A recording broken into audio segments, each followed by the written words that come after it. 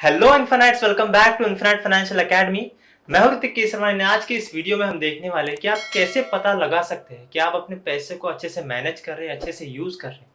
सो आज के इस वीडियो में 8 ऐसी चीजें शेयर करने जा रहा हूं जिससे आप ये सारी चीजें पता लगा सकते हैं। एंड अगर आपको वीडियो पसंद आए तो लाइक करना मत भूलना। एंड अगर आपने इस चैनल को सब्सक्राइब नहीं किया है तो प्लीज सब्सक्राइब कर लीजिए। ये ऑफिशियल चैनल है इन्फिनाइट फाइनेंशियल एकेडमी का। सो जल्दी से सब्सक्राइब कर लीजिए। सो आइए शुरू करते हैं। So guys, the first sign that you are good with money is you have a steady flow of income। यानी कि अगर आपके पास कोई steady flow of income नहीं है, यानी कि मैं एग्जांपल लूँ तो जैसे नौकरी पेशा लोग होते हैं, वहाँ पे उनको हर महीने की 1 तारीख को सैलरी आती है उनके बैंक अकाउंट में, तो वो उनके लिए एक सिक्योर्ड पॉइंट हो जाता है कि उनको हर महीने स्टेडी फ्लो ऑफ इनकम है। अब यहाँ पे अगर आपके पास नहीं है तो प्लीज़ उसको जनरेट कीजिए, क्योंकि वो एक बहुत ही इंपॉर्टेंट चीज़ है, वो जो आपको सिक्योरिटी देती है। एंड अगर आपके पास नहीं है तो आप जनरेट कर सकते हैं इन्वेस्टिंग के द्वारा, आप नौकरी कर सकते हैं या फिर आप एक बिजनेस कर सकते हैं जहाँ पे आपको गारंटीड इनकम मिले, जो कि ज़्यादातर बिजनेसेस में नहीं होता है। So please create a steady flow of income. कोई भी सोर्स हो सकता है, प्लीज़ उसको क्रिएट कीजिए। एंड दोस्तों, दूसरा साइन ये है कि you know how much you spend, यानी कि आपको पता है कि आप कितना खर्चा कर रहे हो एंड कहाँ पे खर्चा कर रहे हो। अब यहाँ पे लोग ट्रैवलिंग में काफ़ी खर्चा कर देते हैं, खाने पीने पे बहुत खर्चा कर देते हैं, सबकॉन्शियसली या अनकॉन्शियसली।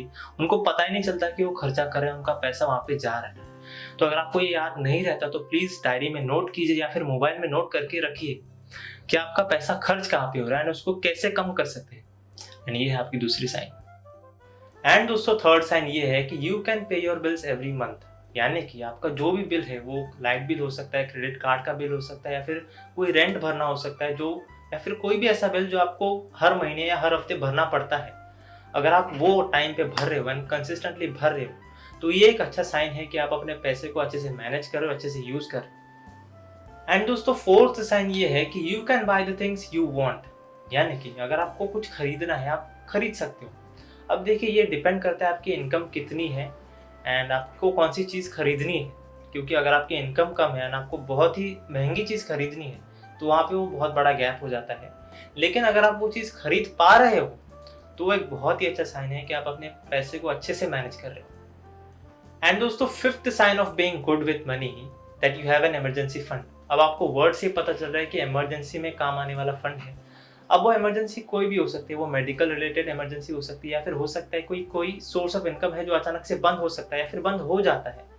तो ऐसे टाइम में आपको काम आएगा आपका इमरजेंसी फंड, जो आइडियली 6 to 12 मंथ्स का होना चाहिए। समझ लीजिए आपकी सैलरी है 20,000 पर मंथ, तो आपके पास अप्रॉक्सीमेटली 1,20,000 से लेकर 2,40,000 का इमरजेंसी फंड होना चाहिए। समझ लीजिए आपकी जॉब चली गई तो आपका पैसा कहाँ से आएगा, क्योंकि आप उस इनकम पर डिपेंडेंट थे। तो उसमें आपको काम आएगा इमरजेंसी फंड।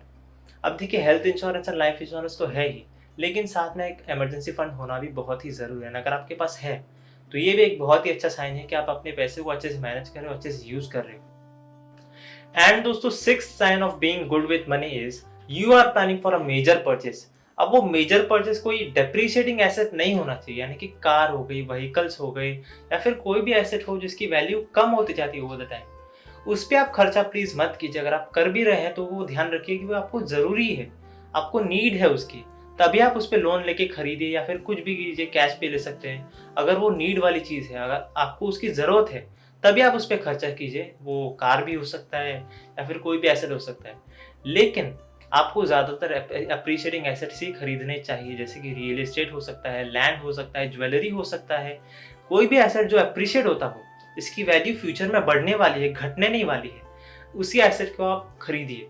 एंड अगर आपने ऐसे एसेट्स बना के रखे हैं अपने पास, वो चाहे घर हो सकता है या फिर लैंड हो सकता है, जो आपने एक इन्वेस्टमेंट के लिए रखा है, तो वो एक बहुत ही अच्छा साइन है कि आप अपने पैसे को अच्छे से मैनेज कर रहे हो, अच्छे से यूज़ कर रहे हो, कि आपको उससे एक इनकम भी आ सकती है फ्यूचर में। अगर आपने घर दिया रेंट पे तो उससे भी आपकी एक इनकम आ सकती है। अगर आप लैंड देते हो किसी को रेंट पे तो उससे भी आपको इनकम आएगी। तो वो एक बहुत ही अच्छा साइन है अगर आपने कुछ एसेट्स ऐसे बना के रखे हैं एज एन इन्वेस्टमेंट। एंड दोस्तों, seventh sign of being good with money is you are saving money. अब देखिए, सेविंग्स भी इंपॉर्टेंट है। हम बोलते हैं कि इन्वेस्टिंग भी इंपॉर्टेंट है, लेकिन सेविंग्स भी इंपॉर्टेंट है।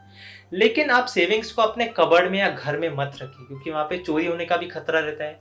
वहाँ पे आपको कोई रिटर्न्स भी नहीं मिलते हैं। एटलीस्ट अगर आप सेविंग्स अकाउंट में रखते हो तो आपको 3 से 4% के रिटर्न्स मिलते हैं। यानी कि आप अप्रिशिएट हो रहे हैं आपके पैसे, या ऐसे ही पड़े नहीं रहे, सड़ नहीं रहे वो घर पे, तो एटलीस्ट सेविंग्स अकाउंट में रखिए, या फिर एफडीज में रखिए, या फिर कोई भी ऐसा एसेट क्लास जो आपके पैसे को सेफ रखता है एंड उस पर कुछ रिटर्न्स भी आपको देता है। तो अगर आपने ऐसे कुछ एसेट्स क्लास में इन्वेस्ट किया है तो एक बहुत ही अच्छा साइन है आपके लिए। एंड दोस्तों, 8th and last sign of being good with money is you invest money to make more money. अब देखिए, सेविंग्स जितना इंपॉर्टेंट है उतना ही इन्वेस्टिंग भी इंपॉर्टेंट है, क्योंकि इन्फ्लेशन बढ़ रहा है, महंगाई बढ़ रही है एंड आपके पैसे की वैल्यू कम होते जा रही है एंड चीज़ें महंगी होती जाएंगी आने वाले टाइम में। एंड देखिए, सेविंग्स में आपको उतने रिटर्न्स नहीं मिलते हैं। फॉर एग्जाम्पल, अभी इन्फ्लेशन चालू है कुछ 7.5 से 8% एंड सेविंग्स अकाउंट आपको देता है 3 से 4%, तो वो इन्फ्लेशन को बीट नहीं कर रहा है। लेकिन अगर आप वही पैसे इन्वेस्ट करते हो तो आपको 8 से 10% के रिटर्न्स तो एटलीस्ट मिलेंगे ही। तो वो क्या है, इन्फ्लेशन को बीट कर रहा है। सो आपको इन्वेस्ट भी करना है चाहिए। एंड इन्वेस्टिंग के 2 तरीके हैं, long term and short term. अब देखिए, अगर आपको लॉन्ग टर्म के विजन से इन्वेस्ट करना है तो किसी रिस्की एसेट क्लास में इन्वेस्ट कीजिए, जैसे कि इक्विटीज हो गए एंड म्यूचुअल फंड्स हो गए। यहाँ पे क्या है, मार्केट बहुत ही ऊपर नीचे होता रहता है, बहुत ही वॉलेटाइल होता है, लेकिन वो लॉन्ग टर्म में एक अच्छा रिटर्न्स दे सकता है आपको। एंड अगर आपको शॉर्ट टर्म के विजन से इन्वेस्ट करना है तो आपको किसी सेफ एसेट क्लास में इन्वेस्ट करना चाहिए, जैसे कि गवर्नमेंट सिक्योरिटीज हो गए, बॉन्ड्स हो गए, पीपीएफ हो गया, एनपीएस हो गया, या फिर गोल्ड भी हो सकता है, जहाँ पे आपके पैसे भी सेफ रहे एंड वो कुछ रिटर्न्स भी जनरेट करे। तो ये 2 तरीके आपके इन्वेस्टिंग करने के लिए। एंड यहाँ पे खत्म होते हैं आपके 8 science of being good with money. And अगर आपको वीडियो पसंद आया तो लाइक करना मत भूलना एंड कमेंट बॉक्स में बताइए कि आप इन 8 चीज़ों में से कौन सी चीज़ें करते हो।